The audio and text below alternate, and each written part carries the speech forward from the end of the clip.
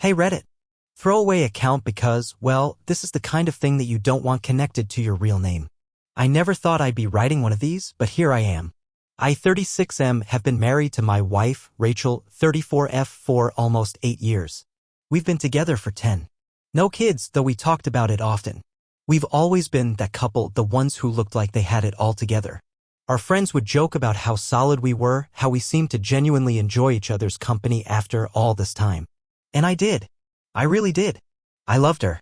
Still do, in that twisted, aching kind of way you love a ghost after it's gone. We weren't perfect. Who is? But we worked well together, or so I thought. We had routines, traditions. Friday night Thai food and movie night. Lazy Sunday mornings. Matching Halloween costumes, don't judge.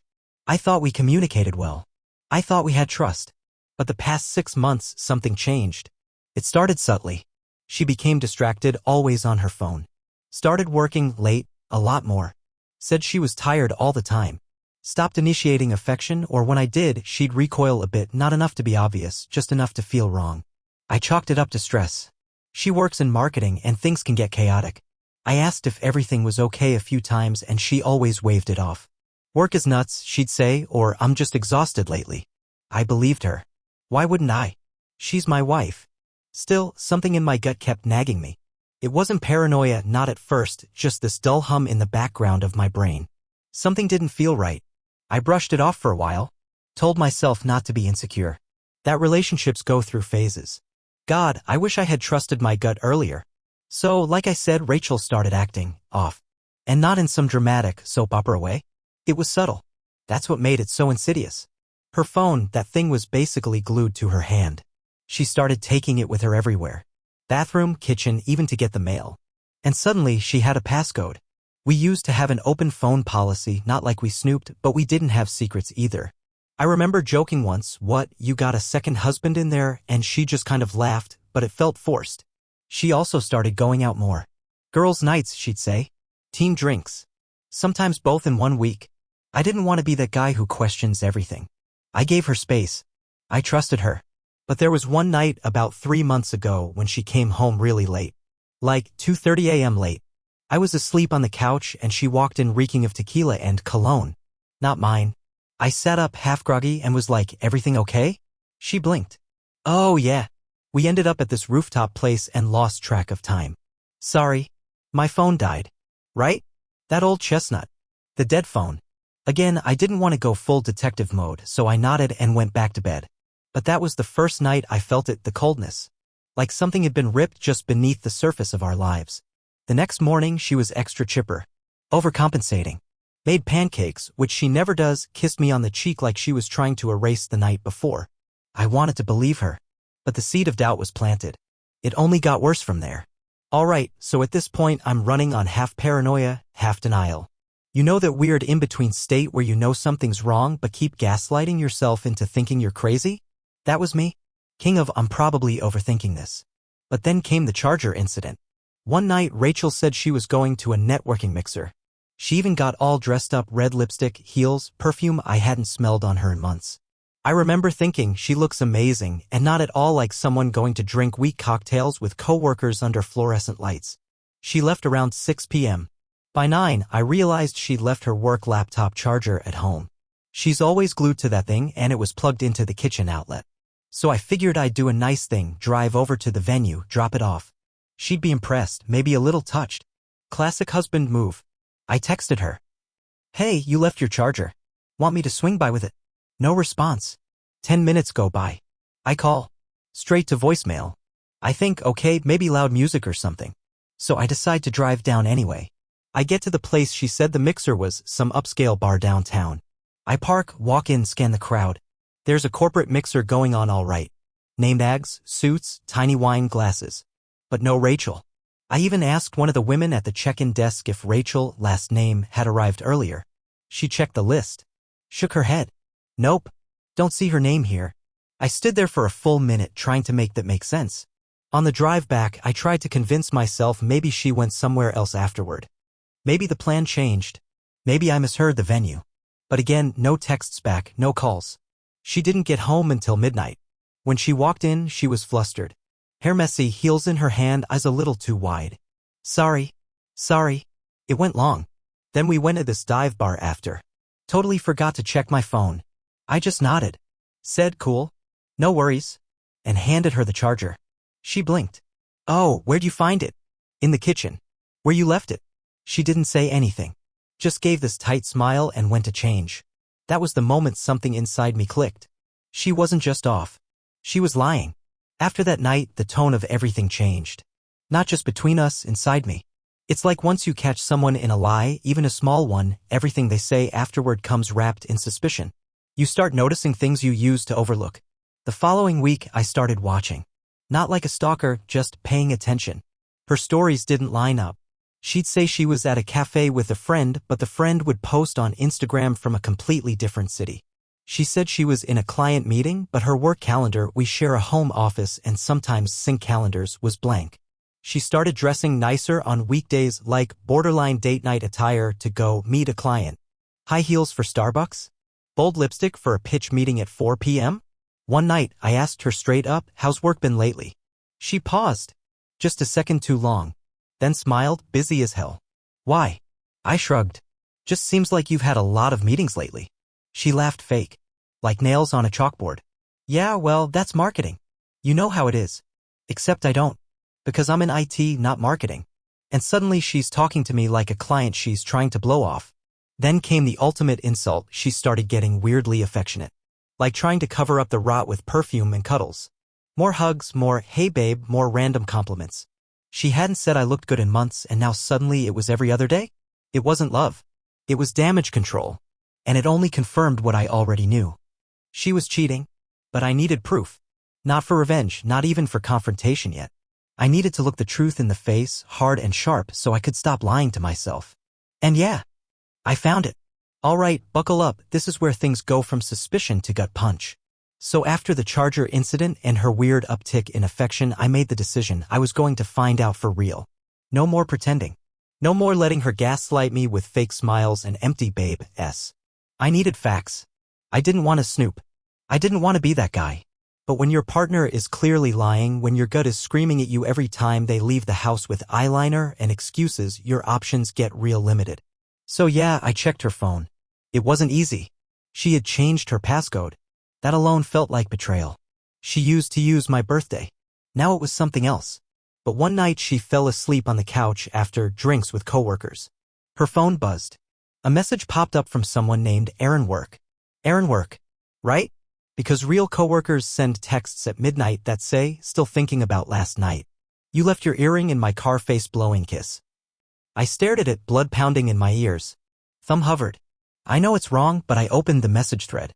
And guys, it was worse than I imagined. Flirty texts. Inside jokes. Nicknames. Coordinating hotel meetups. She sent him selfies. He sent shirtless pics. They joked about me. Called me Mr. Clueless. Said things like, hope he doesn't catch on, lol. One message from her actually said. He asked where I was tonight, faced with tears of joy. I said networking. Men are so easy to lie to. I felt sick. Numb. My mouth went dry. I couldn't breathe right. There it was. Proof. Confirmation. All of it. She was cheating. With some guy she met through work, probably. And she had the audacity to mock me while doing it. I didn't wake her up. I didn't scream. I just stared at her sleeping face, peaceful, like she didn't have a care in the world, and felt something in me break clean in half. I wish I could say I cried. I didn't. I just sat there in the quiet, cold dark of my living room, phone in my hand, staring at a woman I didn't know anymore. So I had the texts. The evidence. I didn't sleep that night. I sat in the guest room like a zombie, reading and rereading everything, as if torturing myself with the words could make it hurt less the next time I read them. It didn't. By morning I had a decision to make. Do I let it fester? Do I play dumb and collect more proof? Do I confront her right away and risk her spinning it? I kept thinking maybe if I just presented it calmly she'd break. Maybe she'd finally be honest. Spoiler, she didn't. She came into the kitchen around 9 a.m. still groggy, wearing his hoodie. I recognized it from one of the photos she sent him. Yeah, that's how deep the knife went. I looked up from my coffee. Calm as I could manage, I said, hey, Ratch. Who's Aaron? She blinked.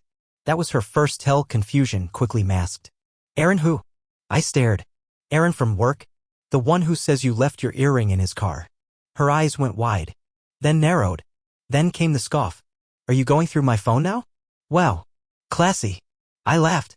Not because it was funny, but because that was her response. Not denial. Not regret. Not even shame. Just immediate offense. Like I was the problem. I stood up, heart pounding. Don't gaslight me. I saw the texts. All of them. And then the lies really started. He's just a friend. It wasn't physical. It only happened once. I was drunk. It didn't mean anything. I wasn't happy, you've been distant.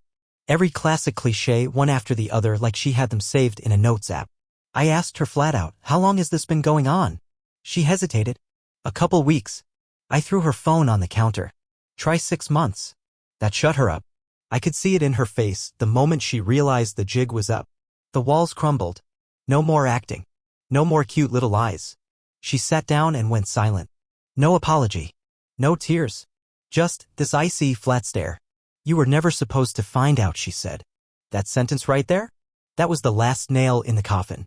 Not I'm sorry. Not I made a mistake. Just, I never planned on getting caught. After she said it, you were never supposed to find out, it was like the room went dead silent. I remember hearing the hum of the fridge, the faint buzz of traffic outside.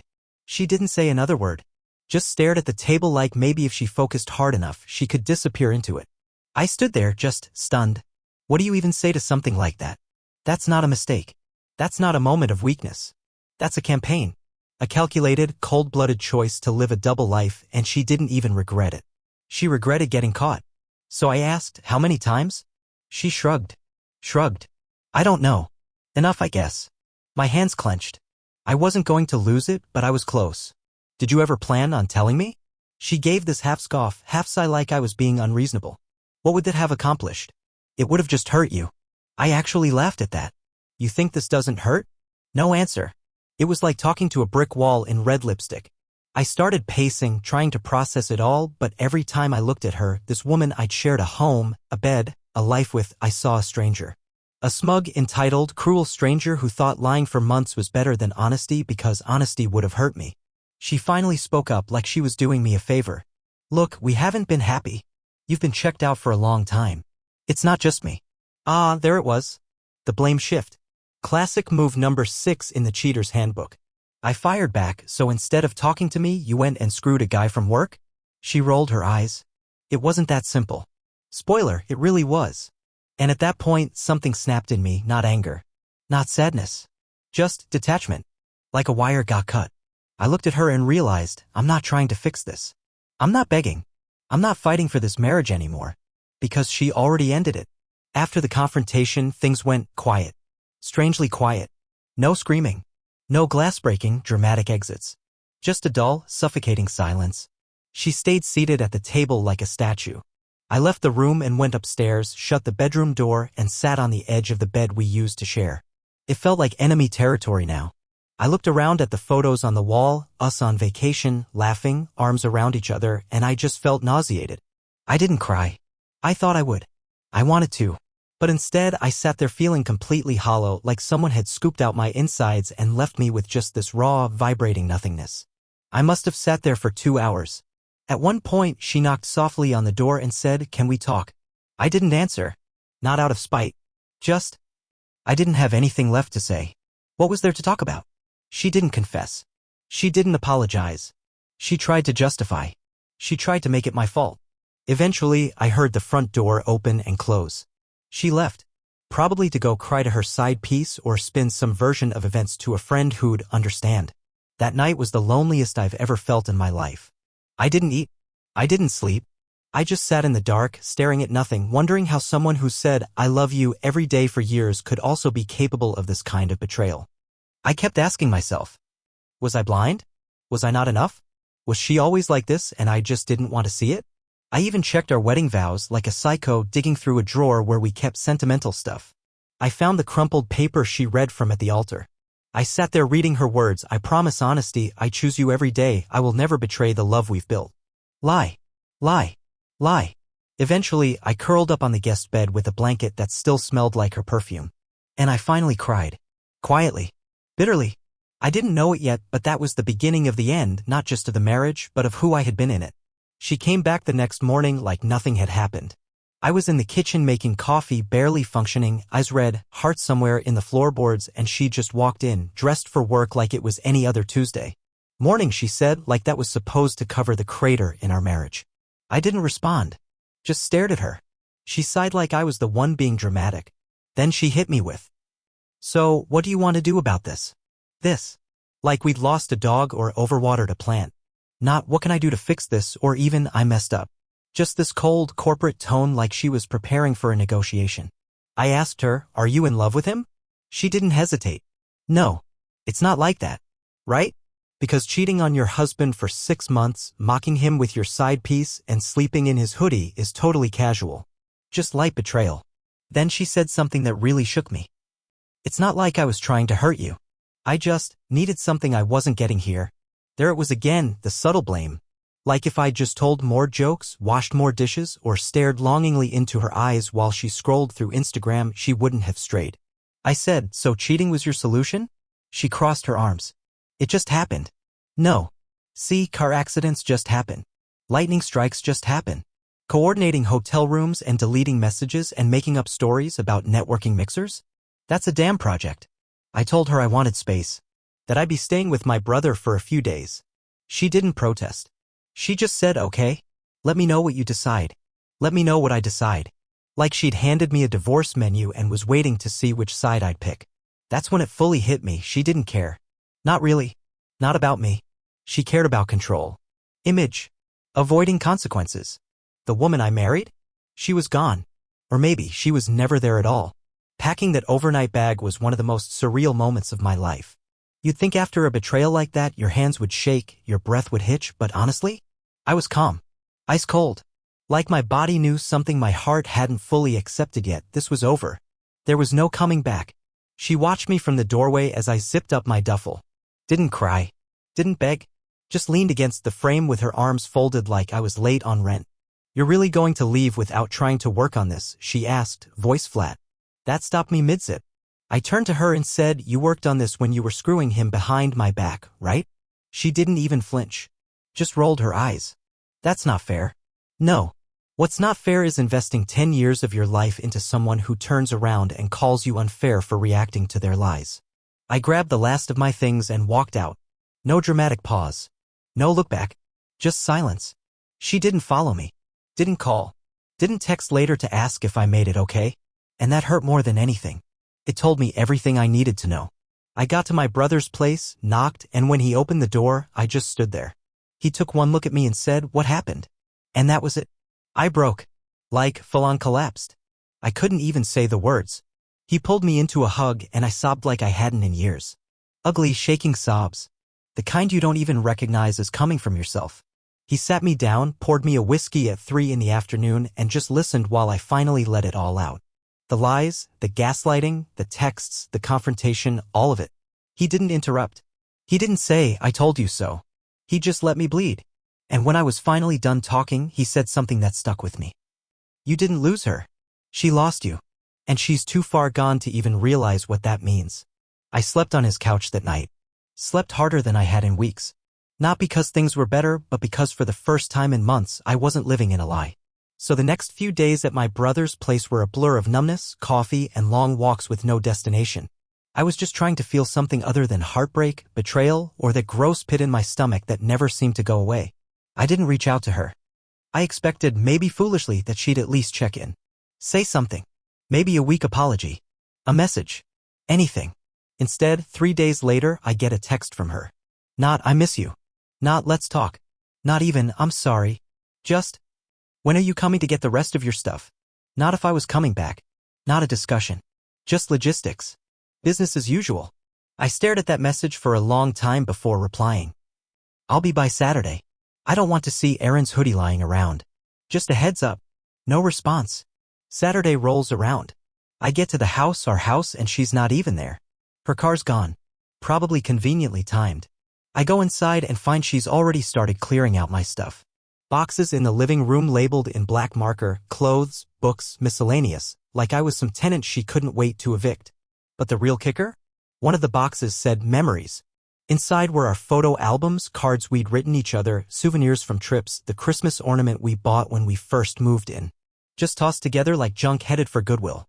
That's when the rage finally showed up. I hadn't felt it before. Just shock, grief, betrayal. But this cold, clinical cleanup job? This made me furious. I didn't break anything. I didn't yell. I just walked around the house we built together, now feeling like a hollow, staged version of what it used to be, and I took nothing from that memories box. Let her keep it. Let it rot in her closet or burn in a trash bin. She made her choice. She doesn't get the warm, fuzzy version of our story now. Before I left, I did one thing. I took a sticky note from the drawer, wrote on it. You buried this long before I walked out. Stuck it on the fridge. Walked out the door. Never looked back.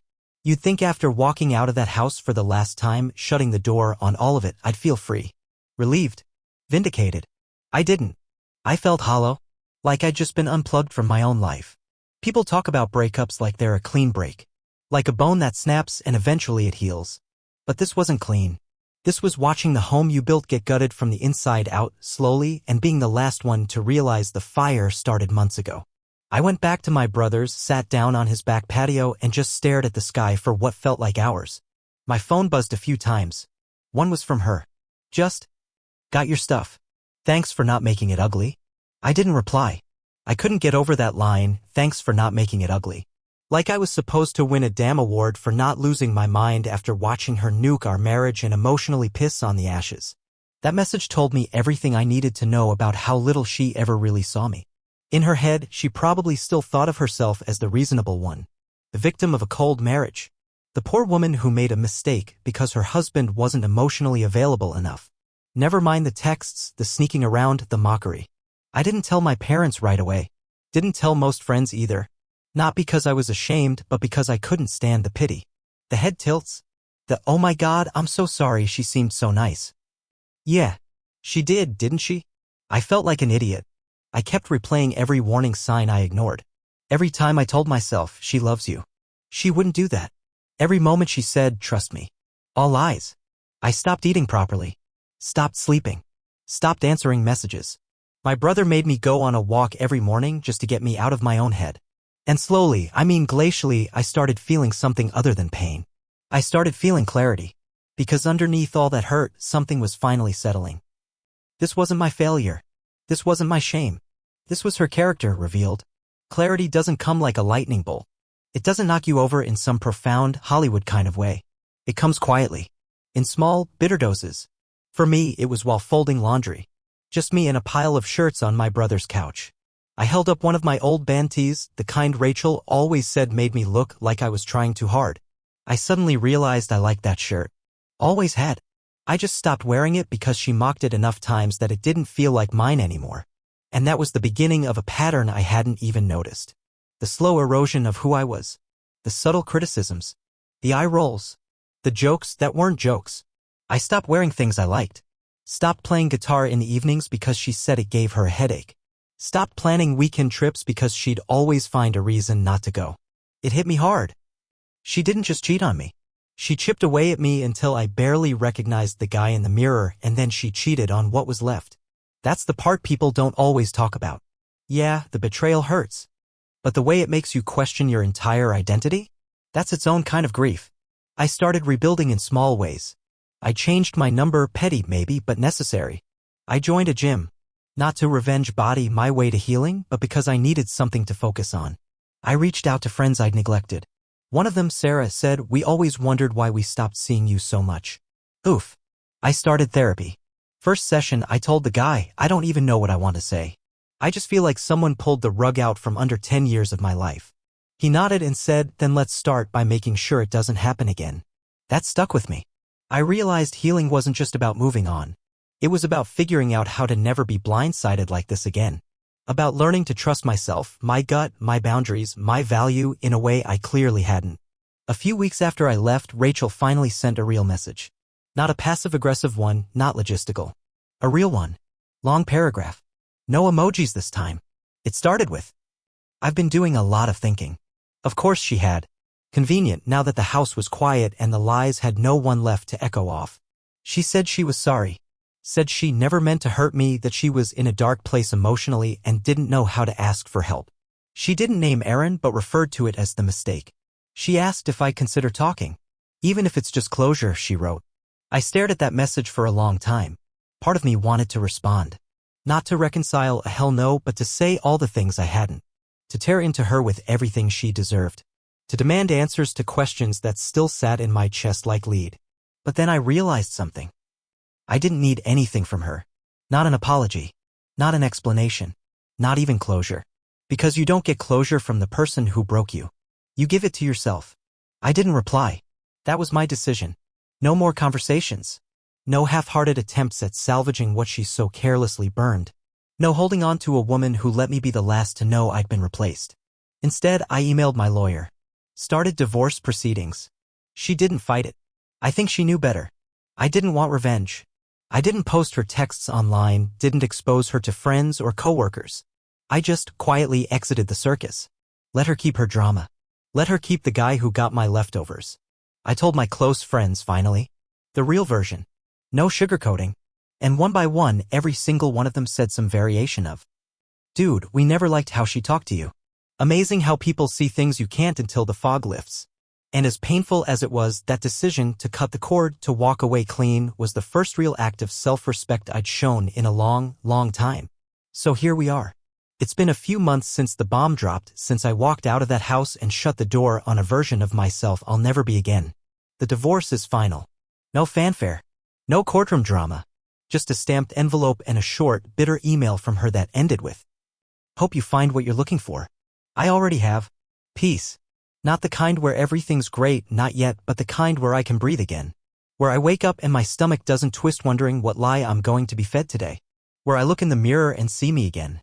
Not some dimmed-down version of the man I used to be. I still think about it. The betrayal.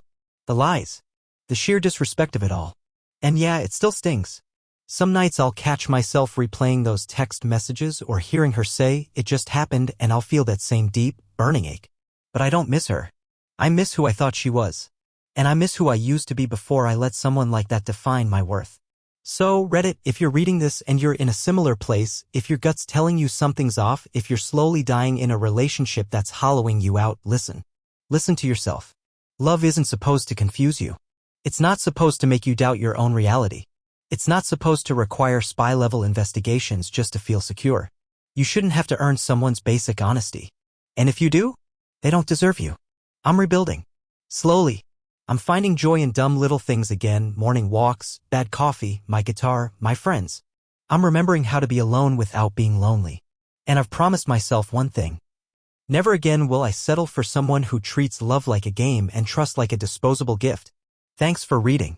If this helps even one person get out before they lose themselves like I almost did, it was worth posting. A guy who finally woke up.